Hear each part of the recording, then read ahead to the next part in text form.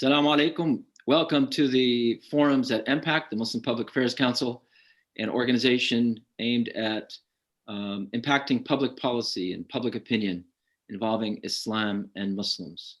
My name is Salam Al-Mariati, president of the Muslim Public Affairs Council, and I'm so honored, especially in this blessed month of Ramadan, to have people I consider connecting with the holy, no matter what we have as our religion, have as our philosophy, but there's something about connecting to the holy by defending human dignity. And there are people here who have witnessed, and in Islam, there's a term called shaheed, which means martyr, but it really means those who witness the truth and testify to the truth. And so we have two people with us who I believe need to testify, or need, not that it's their responsibility, but we need to listen to in terms of what they have seen, in terms of the truth in Guantanamo. And we at the Muslim Public Affairs Council view Guantanamo the same as we view Manzanar, and in many ways, Guantanamo was much more cruel, much more violating. Manzanar was also violating, so it's hard to compare the two, really, but they both deserve to be closed down. Manzanar has been closed down, is a museum. Guantanamo should be dealt with the same fate of being nothing more than a museum to remind us as Americans that we should never go back to the days of fear and hysteria that lead us to the violation of human rights and violation of our Constitution by bypassing it, by doing these legal gymnastics that the Bush administration did. And even though the Biden administration claimed and promised to shut it down, they never did. And in some ways, they made it even worse. So with us, we have what I consider a hero for the Muslim community and for Americans, all Americans, Nancy Hollander, a person who saw the truth on Guantanamo and took that risk in being considered a renegade, if you will, an anti-American in so many ways, because anytime you defended the truth during the post 9/11 era, immediately after 9/11, that is exactly the treatment that you received. But she withstood that and stood for the truth, and today is regarded as a hero, and still an unsung hero, in my opinion. So we're so proud to have her with us. Also, thank you, Nancy. Another hero of mine, somebody that I consider a brother, even though I've never met him personally. I've only seen him. We've only talked virtually, but a person that withstood this test for 14 hard years.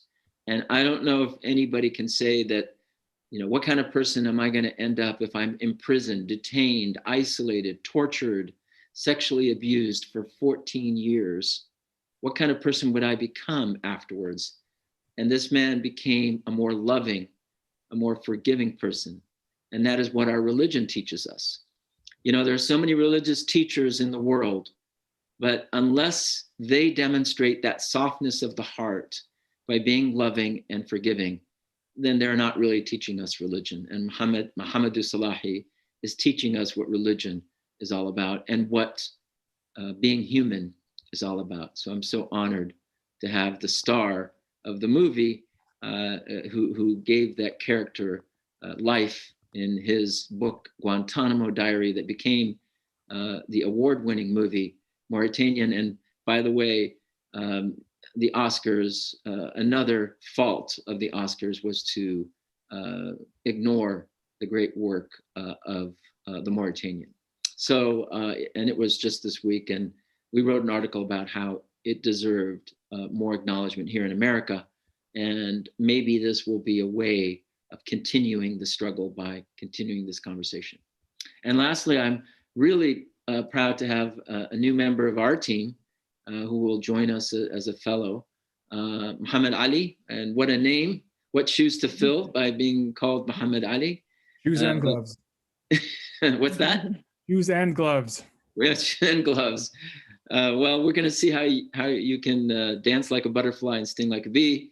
And in this round, he worked for several years with Senator Al Franken, the senator from Minnesota, and so many great people from the state of Minnesota, starting with Hubert Humphrey, Walter Mondale, who just passed away in this last week, Paul Wellstone, who died also a tragic death in an airplane crash. But so many great people from the state of Minnesota, and Muhammad Ali had a chance to work with the people of Minnesota and with Senator Al Franken. And Muhammad had worked on national security and several foreign policy matters. So I'm just going to get it started, and we're just going to have a conversation with all of you. 24 US senators sent a letter to President Biden calling for the closure of Guantanamo. And to my knowledge, that's the first. I don't know of any other congressional initiative, let alone a hearing. I mean, we've never had a hearing on it, to my knowledge. We've never had public comment on it, but they sent a letter to the president to close Guantanamo. What does that signify? And where are we in terms of that discussion? And I'll start with Nancy. Well, the letter was a great start, frankly. In my view, President Biden can close Guantanamo. It is possible. It takes political will and his ability and decision to use political capital to do it. But let me just very quickly lay out a few things about closing Guantanamo. It's about not only closing Guantanamo, but ending indefinite detention forever. We don't have that in this country, and yet we have close to 40 men in Guantanamo. We have 40 men in Guantanamo. Some of them are facing trial, but there are 6 men who've already been cleared for release. One was cleared in 2009. It was President Obama who said no one from Yemen could go home after there was a man who, I don't remember his name, flew over Detroit and was trying to put his underwear on fire. He was Nigerian, but he was trained in Yemen by actually a man who grew up in Las Cruces, New Mexico. But in any event, President Obama said, no one goes home to Yemen. Well, a lot of the prisoners in Guantanamo were Yemeni. And so 6 people should go immediately, either home or where they're safe. There are families willing to help them. There are some families who are ready to move from Yemen to be with them. Those 6 should be no problem. Then there's about 25 others who have never been charged. Some of them have been there since 2002, never charged. We don't lock people up in this country who have never been charged and clearly won't be charged because there is not evidence to charge them according to the US. Those people go home or to wherever they want to go and will be safe. Then we have the few who have been charged, including my other client, Ibrahim al-Nasri, and their cases have to be resolved. However, there are going to be different ways to resolve them, but they need to be resolved. The door needs to be locked. It can be done in this 4 years. Thank you. That is, to me, very optimistic. If we could do it within 4 years. And I feel like we have 4 years because we don't know what's going to happen after Biden, after this term for President Biden. So it's very heartwarming, at least, to hear from you, because I know you're more of an expert on this issue than anyone else I've met, to feel like there's some movement. It's a good start. Now, I believe we need public opinion to start moving the needle even more on that issue. And that's what MPAC is going to try to do. with your partnership, Nancy, and partnership with many other great civil and human rights organizations in our country. Mohamedou, there's so much that you can talk about in terms of your experience, and I know you've been asked these questions thousands of times of what it was like, and I'm not going to ask you that question. So unless you want to talk about it, but I want you to talk about how you, as somebody who's now are you in Mauritania right now, or you're in Mauritania? How you in Mauritania is looking to us, the American people. What are you expecting from the American people and the United States government? You had a lot of hope at the beginning with the United States government, because you said you wrote in your book that, hey, if there's one place I want to be is in the United States, because here I'm going to have a fair trial. Little did you know that it would take 14 years for them to say, you know what, we found nothing on this guy, we're going to have to let him go. But what is your feeling now about the hope in terms of closing Guantanamo and as it relates to the American people? First, I would like to say thank you so much for inviting me and the hero that is Nancy Hollander. What a lot of people don't know about Nancy Hollander has been defending this community in the United States and standing up to the overreach of the government, targeting the Muslim community after the tragic events of 9/11 that killed Muslims too. Muslims were also victims of the atrocious 9/11 attacks against humanity.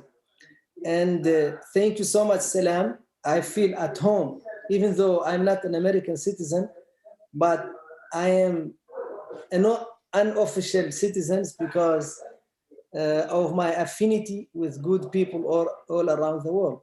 Actually, I don't think that we've had so much momentum like we had now after the release of my book, Guantanamo Diary, and the movie, The Mauritanian, which I urge your audience to watch and to read my book, Guantanamo Diary. Now, the tie-in edition is The Mauritanian, And yes, I'm a true believer that democracy dies in darkness.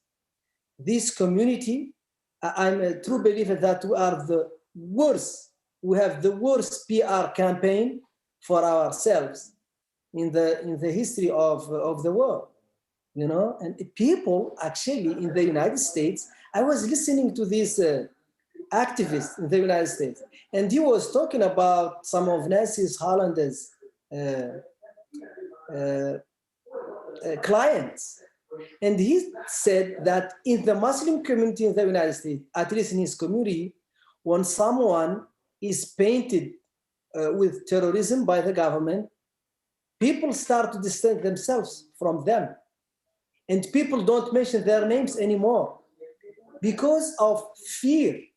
This is in a democracy. And the United States of America is not a dictatorship. And if an American citizen, a born native citizen, is so afraid, even though they didn't do anything, that's very dangerous in a democracy. And we have momentum because I believe in Biden. I think Biden is a good man. He lost his wife in a relatively young age, and he buried his own son.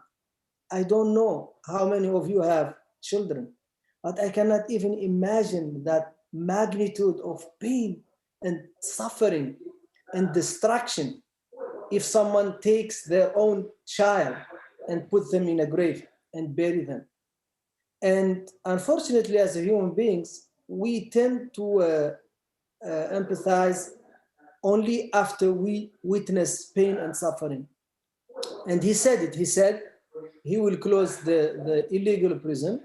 And I think this is the best thing that America can do, because America is the leader, for better or worse, of the free world. And if America says they can put people behind bar without trial, without due process, what would you expect from dictators in the Middle East and in the rest of the world? That's right. When the leader of the free world can say, with what face can the United States stand up to China or to Russia and say, you guys are violating human rights. That is, a comedy. As long as Guantanamo Bay is open, the United States has no high moral ground to tell any country, that they don't treat human beings with dignity. And yes, I love American people, and people tell me you have this Stockholm syndrome, because American people are generous people. They really love life, and they really love people. I saw that from my very small cell in Guantanamo Bay. And as a witness, I cannot lie, and I am a witness to that. You are definitely a witness, and you are speaking the truth in a very incisive way that I think all people should step back and reflect on those words, because as you said, it's about our democracy. Are we willing to defend that democracy that we claim is an integral, the cornerstone of our society? And if we don't, then how should we, why? And how do we expect China and Russia and India and Serbia, the way they treated Muslims, how do we expect them to defend human rights? I mean, we go and we say, you must defend the human rights of these people in China, among the Uyghurs, but China just simply turns around and says, wait a minute, this is just the counterterrorism playbook that you started, United States. And that, unfortunately, has been a very simple but potent argument by the Chinese government. And anybody who cares about human rights must first look at how human rights is upheld in terms of counterterrorism policy. And while I agree that President Biden is a good man, it's all about the people around him. It's the president's men and women around him in terms of how far they want to go. So that gives us the segue to turn to our Washington, D.C. expert, Hamid Ali, who served all those years with a U.S. senator. He knows the ins and outs of Washington, D.C. I'll start with the same question to you about the letter, and then picking up on what Nancy and Mohamedou have been saying about their hopes for a closure to this, and if you feel this can be done within the tenure of this administration. I think that I am more hopeful that it can be accomplished during this tenure than I have in the past. I did want to add one thing. I think you had mentioned that it's a 4-year window that we are looking at because we don't know what will happen after this, his first term. I think it's more realistic. It's a 2-year window. The Senate election, right now it's, what we all know what it is. And in the House, it looks like it actually could flip back to the Republicans. The combination of the very narrow majority of the Democrats enjoy, and redistricting, and a number of other things. So the likelihood is that it's a 2-year process. That's an excellent point. Excellent. The letter, sorry, say it again? No, I'm just saying that's an excellent point. The midterm elections are 1.5 years from now. So exactly. And effectively that gives us 1 year of governing. Right. And that gives us 2 chances to pass what is called the National Defense Authorization Act. That is actually where President Obama's initial efforts to fund the closure were blocked. And they were blocked on a bipartisan way. They were blocked for different reasons. And I'll get to that in a second, but to address the initial question on the letter, it is a very compelling letter. And the reason that I'm optimistic about this more than I was perhaps a year ago or 6 months ago even, is that this letter is full of very powerful, very prominent and well-placed Democrats. First, this represents half the caucus, right? Mm-hmm. It's about, 24 members have signed on, senators? Yes. And it is led by Dick Durbin and Patrick Leahy. Both of them are very senior members, right? Patrick Leahy has been around since, well before I was born, and I'm not that young. So, and he's been in positions of power for quite a while. And Dick Durbin was the majority whip, chairman of the Judiciary Committee. Both of them serve on the Appropriations Subcommittee that has funding authority over defense programs. So these people are well placed and are key individuals. And more importantly, to your point, the people who they surround themselves with are also in support of this. Their staffers know the ins and outs on how to actually accomplish this. And a number of the Democrats who had signed on to the letter itself serve on the Armed Services Committee. That committee is the committee that draws and drafts the National Defense Authorization Act. So if we are able to get language into that legislation that says the funding needs to be there to close it, it becomes a lot easier to then get that to the floor and get it passed, rather than have it not be included in the initial bill and have to offer an amendment to add it, or conversely, to add it as an amendment to strip it out. I think that is sort of a shift in politics will help that. When Obama was trying to do it over a decade ago now, Guantanamo, the war on terror, these things loomed larger in the public sort of psyche and the zeitgeist of the country. People were more afraid, perhaps. They obviously wanted a change, which is what that election was all about. But the numbers in Guantanamo were not what they are today. So the public perception has shifted. One of the consistent points of opposition, however, and this is bipartisan, is the idea of, well, where are these quote unquote bad guys going to go? Democrats have been on the record saying, yeah, we're okay with closing it, but we don't want any of them transferred to our state. That has been sort of a way that that Democrats and Republicans in the Senate, as well as in the House, have kind of decided that this is an easy way to shift blame. But I think the way of going around that is, to your earlier point, and you guys have all very nicely articulated, is that if the United States wants to retain a moral high ground, it needs to be able to say that, listen, we admit our mistakes and we decide to reverse them, and so that this is critical for our national security. We cannot pretend to be leaders on something and actually then not do it. That undermines our safety, that undermines our ability to go and provide leadership around the world. So there are a number of different arguments that can be made to kind of push senators in the right direction to support this. And I think that the desire to kind of, the desire to really oppose this isn't what it was 10 years ago. Thank you. And what do you think is the main obstacle now? Because at the end of the day, it was only 24 senators. And that means 76 still are on the sidelines.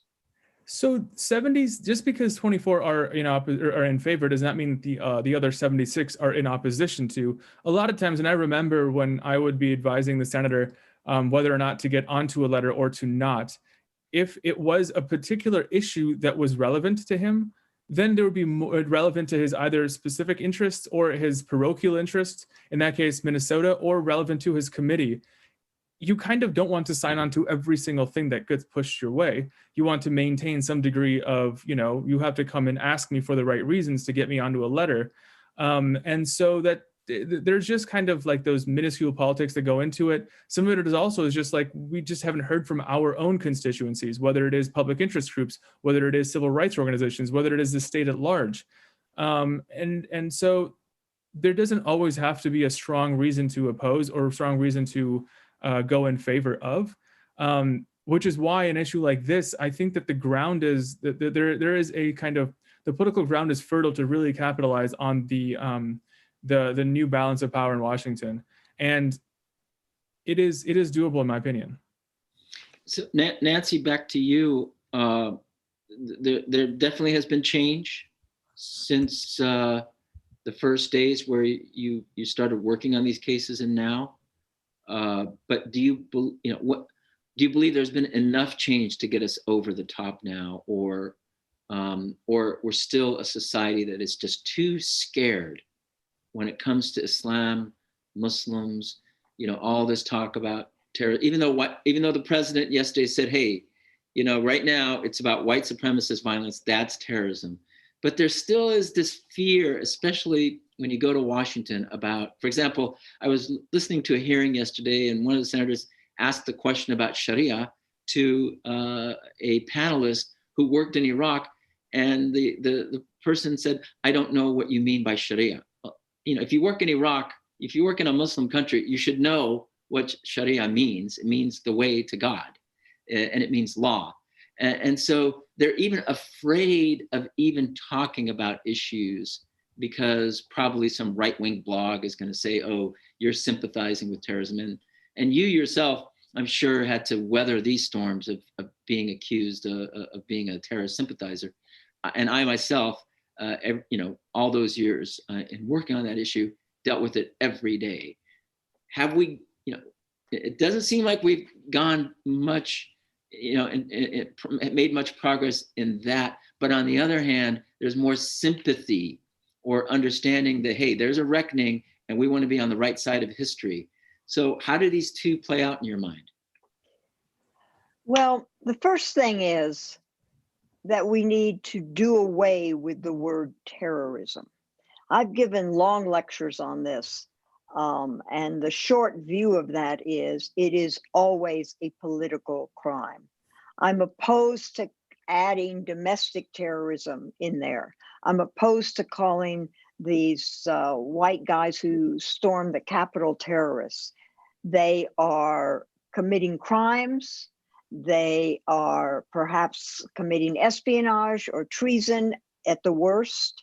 But if you start expanding terrorism, it'll only come back to bite all the rest of us. I did an op-ed piece 11 years ago in the New York Times called I'm a Terrorist Lawyer and Proud of It. And that was my title for it. And it's because when I started representing people accused of terrorism, all of a sudden it was assumed that I was soft on terrorism. But when I represented murderers, nobody thought I was a murderer. When I represented men who raped little babies, nobody thought I was a rapist. I mean, there's some horrible crimes that people have committed or been accused of, and I've never been accused of being one of them until terrorism. So the first thing that we need to do, and I think we all need to do, is get it out of our vocabularies. Personally, just get it out of our vocabularies. Don't use the word. Have we made progress? Well, yes and no. I mean, we saw something during the Trump administration that was frightening, that maybe culminated in January 6th, but those people have always been here. This is a country that was born on the backs of the Native American genocide. It's a country that was born on the backs of slavery. It's a country that was born on the backs of every group who came and were vilified, the Italians, the Irish, and now the Muslims. It's a history in this country that people want to forget. People want to assume that we've always been a good country. We haven't been. Have we made progress? I hope so. I believe so. I agree with Muhammad Ali that we can get this done now, get Guantanamo done. But one of the reasons is because it costs so much. And people ought to mention that. The Republicans hate spending money on prisoners. They don't like that. Why should we spend so much money on them? Well, they're spending what, $13 million a year on each prisoner in Guantanamo? And if you do take the 6 out and you do get some of the 25 out, then we have a prison that's kind of like Nuremberg, where they house these old guys until they die, one person in a whole prison. And if we stress how much it costs, then you start to get, I believe, more support for it. I don't care how we get the support. I don't care where it comes from. I want it closed. I want those people to go home. I want this film. Originally, I signed this contract for the film in 2015. Mohamedou was still in prison. I signed all the contracts for the books, 27 different ones, because it was published in 27 different countries. I believe the book did help get him out. We originally thought we could make a movie to get him out. We had no idea how long it was in there or if he'd ever get out. But now Mohamedou and I both, and the rest of us in this film, want this film to help close Guantanamo, to get this conversation out there in the public like we're doing today, so that we get more support for this. Yes, it's optimistic, but you have to, as I said in the movie, and I won't use the cuss word, you have to believe in your own something. You have to believe that you can do it. Right. Right. And just to follow up on one part of your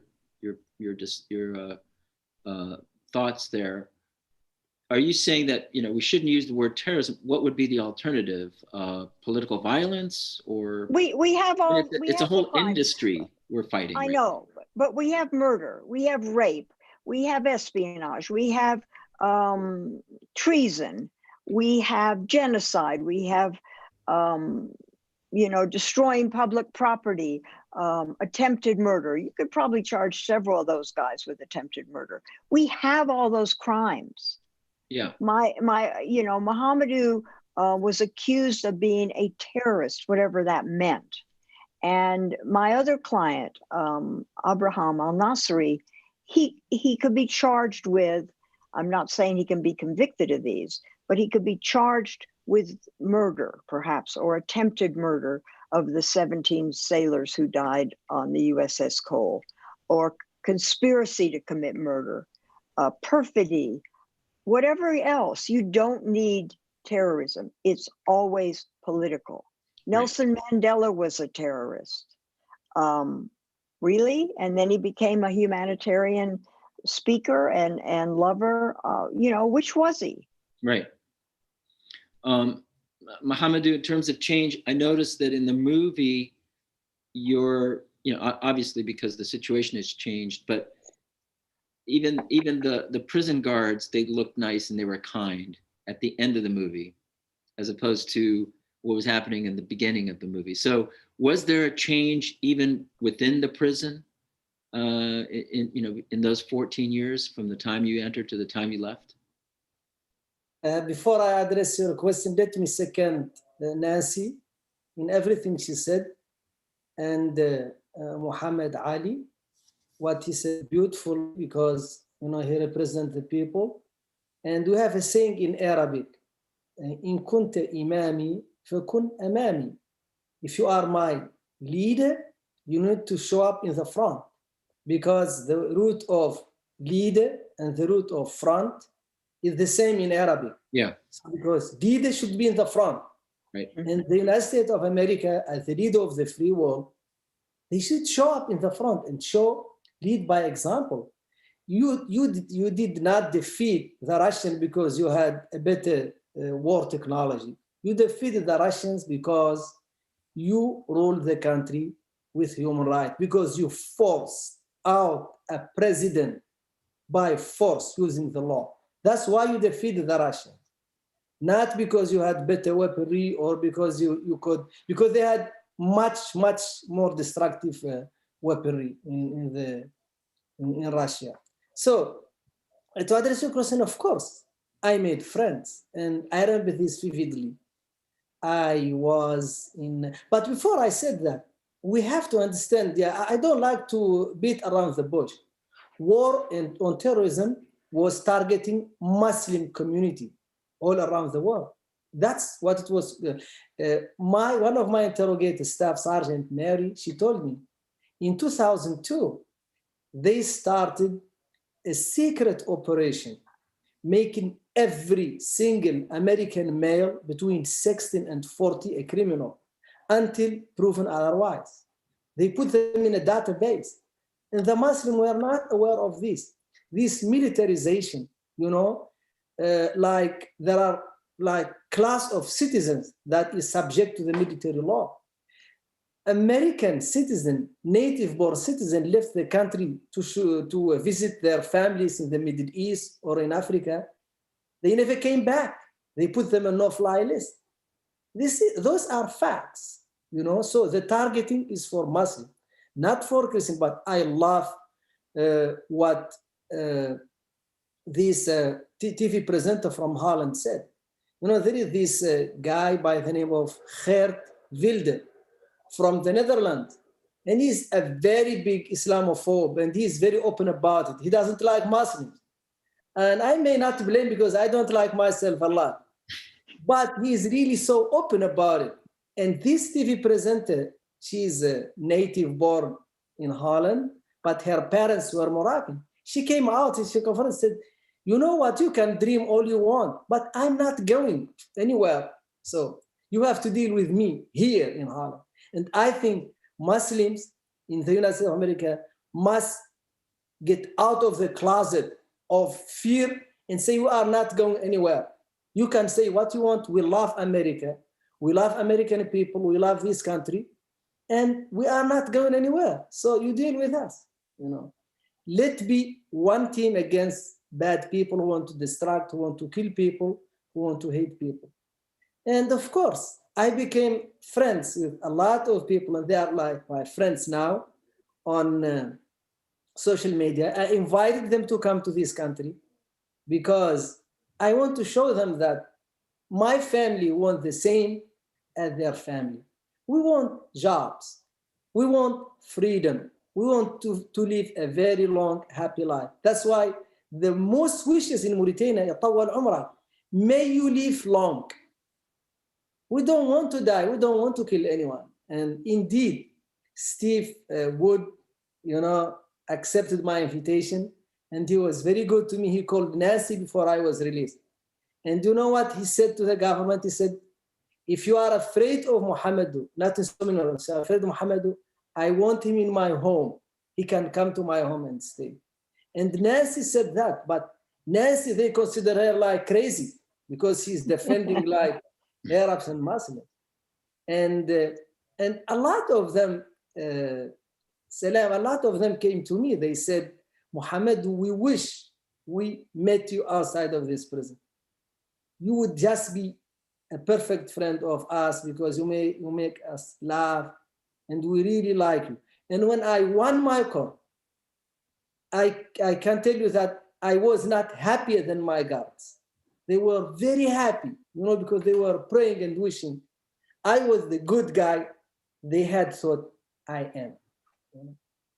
And that's very refreshing. Well, I'm sure you had a profound impact on anyone you met. You know, again, just from the few scenes in the film, I felt that. I don't know how it was, Nancy. If you know, you were there, obviously, just first person account of, you know, your first meeting with Mohamedou compared to what happened, you know, the beginning and how it was, and the end and how it was. You saw that change. What were your reflections on the change that you saw with Mohamedou himself and what was happening around him in the prison? Well, we had, you know, this was a long battle. I first met Mohamedou in 2005, and he got out 11 years later. So it was a long time. The movie is actually pretty close to accurate about how it started. We walked in and I knew nothing about him when I went to represent him, nothing. I was warned actually that I should wear hijab. And I said, you know, I had a scarf probably around my neck, but I said, you know, we'll be fine. And I walked in and he put his arms out. You can't really see it on the camera, but he put his arms out like to hug, and he didn't move. And that's when we saw he was shackled to the floor, and we walked into his arms and he said, my lawyers. And, you know, it was, I believe, and he can tell me if I'm wrong, that he trusted us from the beginning. He had already written, I had written to him to tell him we were coming.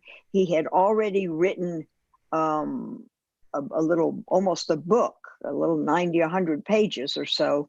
And he gave it to me and said, I want you to know about me. Now, I didn't get to read it then because I didn't want to read it and do that while I was there with him. So it went to Washington. I went back to Albuquerque, and it wasn't weeks later before I actually got to read it. But Mohamedou and I became very close because we spent many, many days when nothing was really happening in his case. And it was just a social call. It was really just a social call. Terry and I took turns so that we could get there every couple of months. When we were trying the Holy Land case, it was longer because we were in court, but we tried to be there as often as we could to sit with him.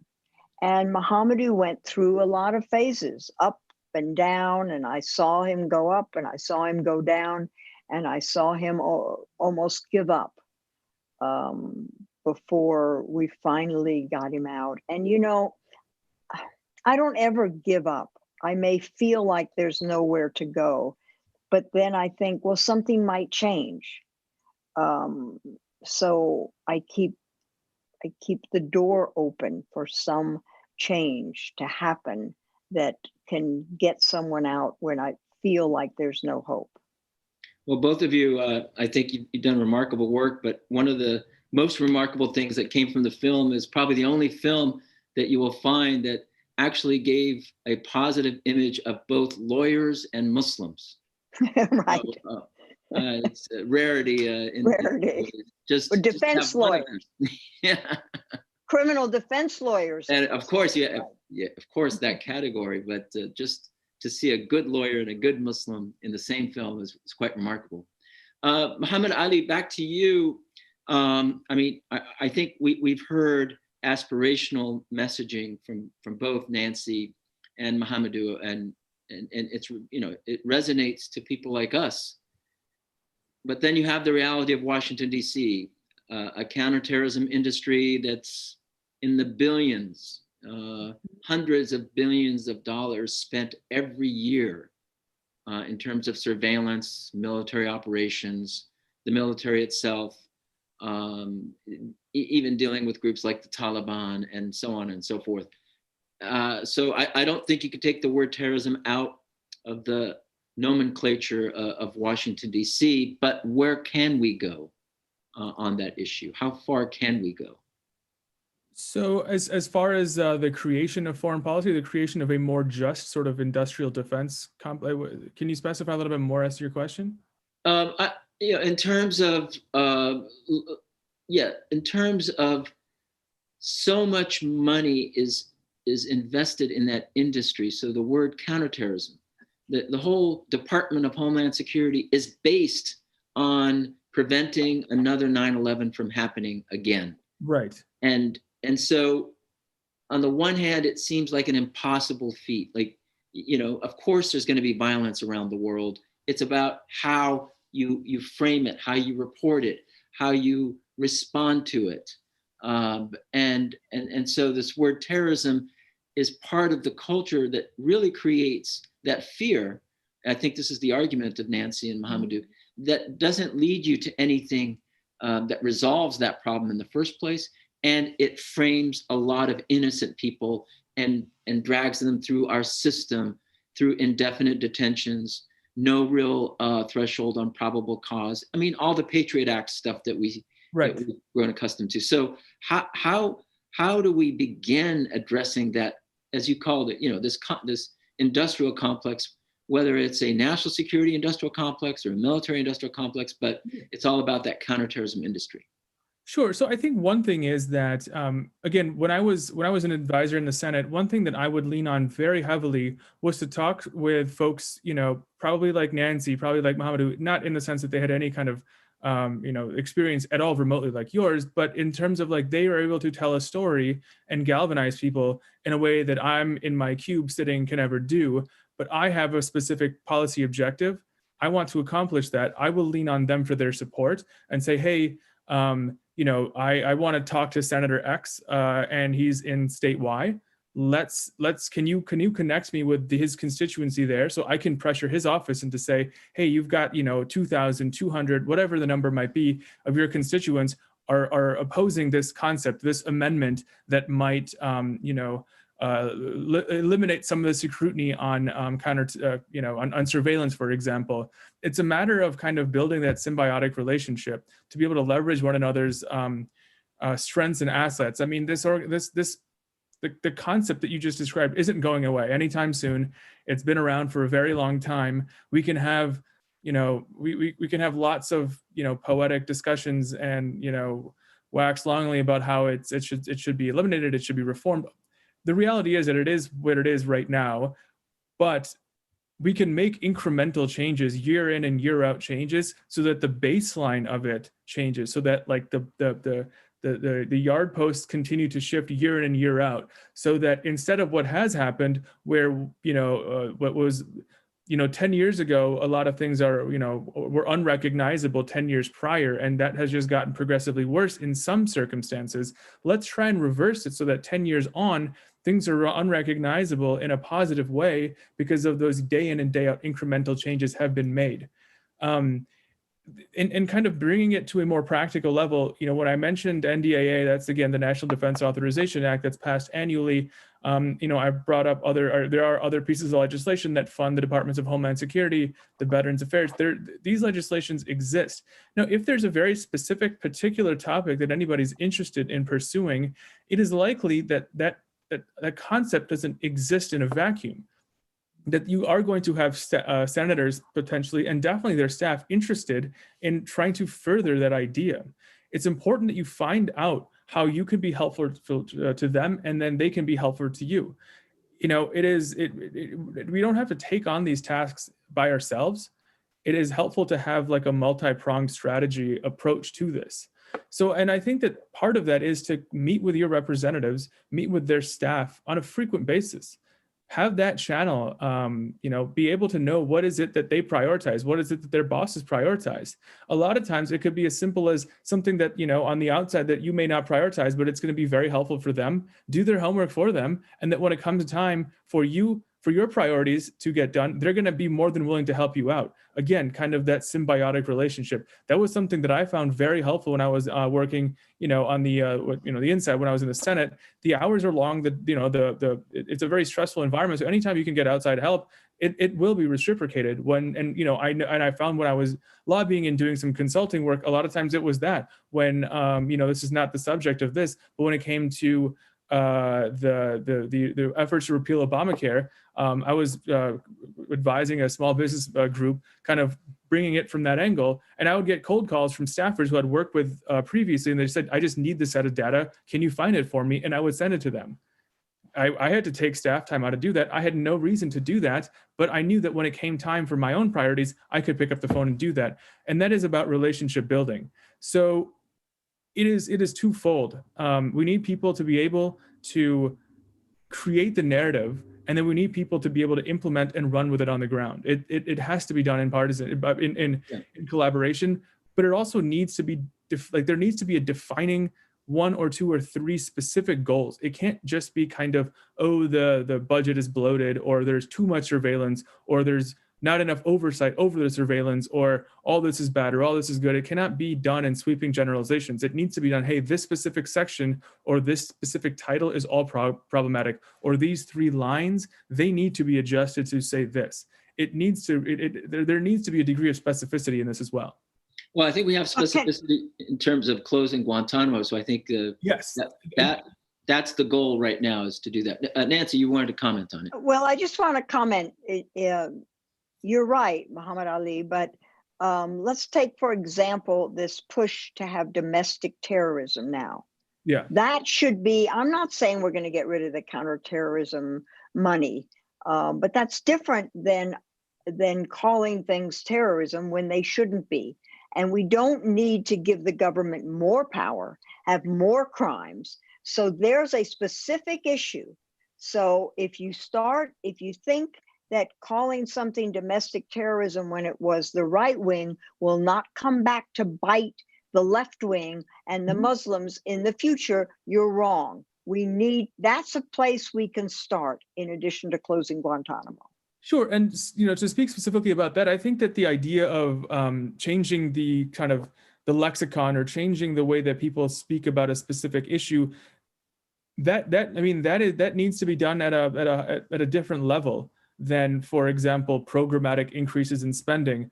Now, when it comes to, for example, combating domestic violence, and just to use that word as a stand-in for whatever is a more appropriate word for the sake of this conversation, if there is an issue regarding the funding levels, well, you can always bake into that through an amendment process that said, well, you know what, X number of dollars are going to be reprogrammed or included that actually just talk about exactly what you did.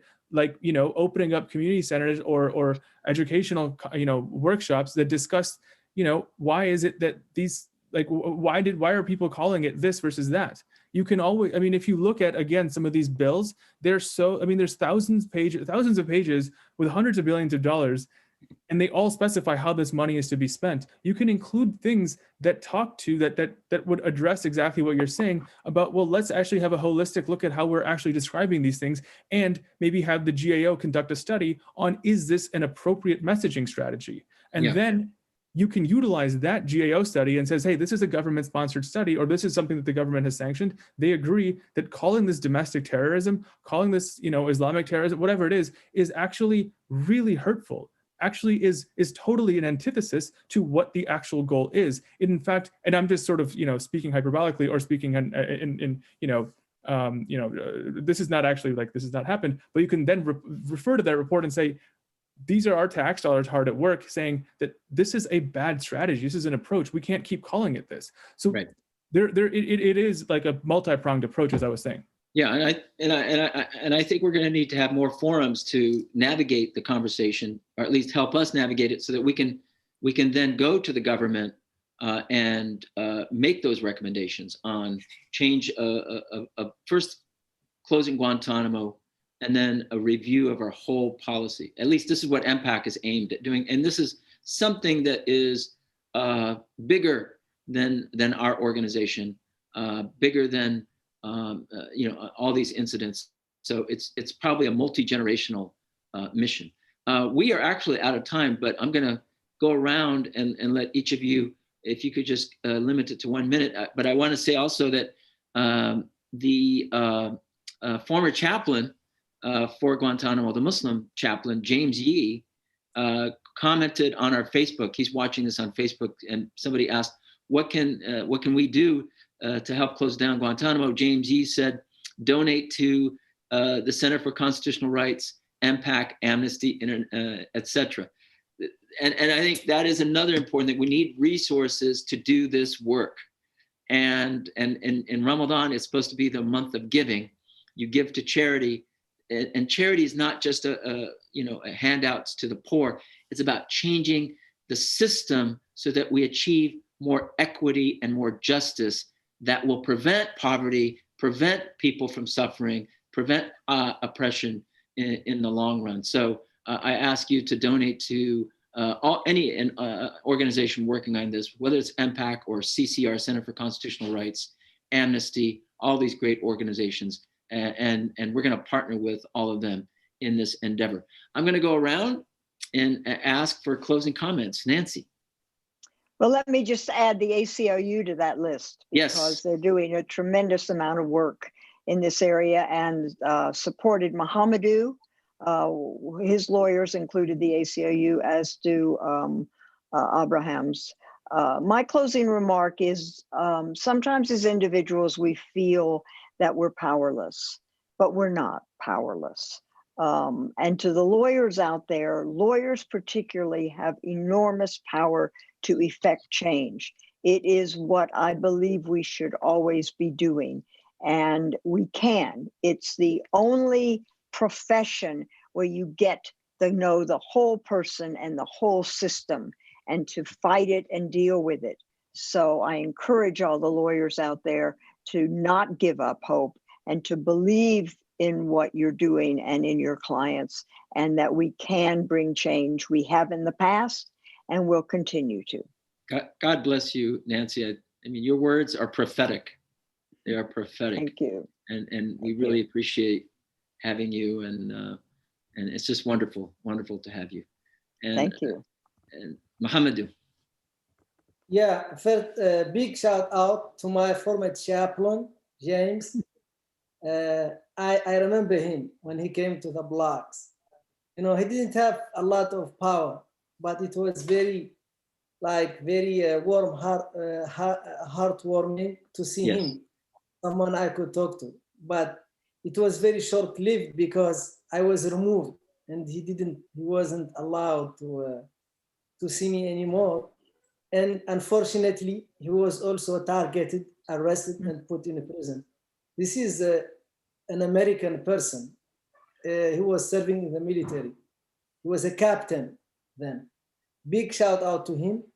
And I want to say also that I'm so grateful for you inviting me and including me in this conversation.